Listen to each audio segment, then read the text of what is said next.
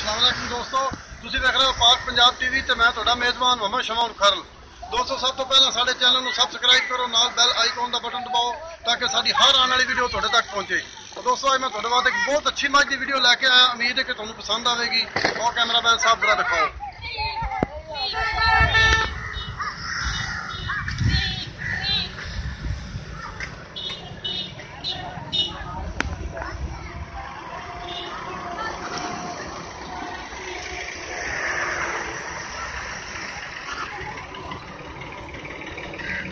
उठ पर चंगे सोहने खाना चंगा सोहना चिद्दा बेहतरीन मज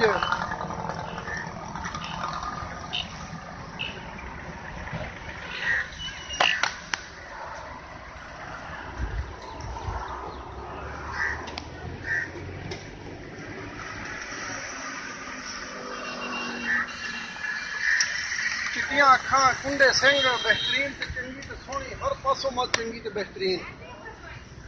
ਇਹ ਦੋਸਤੋ ਇਹਦੀ ਕੱਟੀ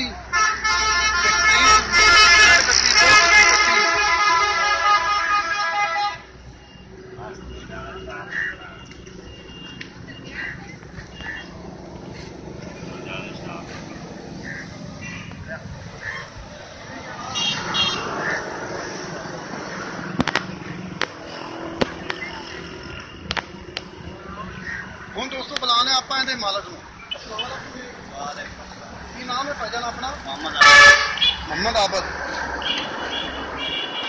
मोहम्मद आबद है अपनी बात किन्ने सूए? दूजन झूठी दूसरा सूआ सूई। इस टाइम कितना दुध देने थले? 18 किलो गारंटी ना चलाओगे? 8 किलो ठीक हो गया जी। इन्ना कितना मुल है सर? 3,20,000 रुपया। सूई कितने दिन हो गए? 8वां दिन अज सूई नूं है। 3,20,000 रुपया का मुल है। सारा कोई दोस्त भरा खरीदना चाहे तो प्यार कर दोगे। दोस्तों 3,20,000 रुपया भाई राणे का मुल किया। सारा कोई दोस्त भरा खरीदेगा तो प्यार मुहब्बत भी हो जाएगा।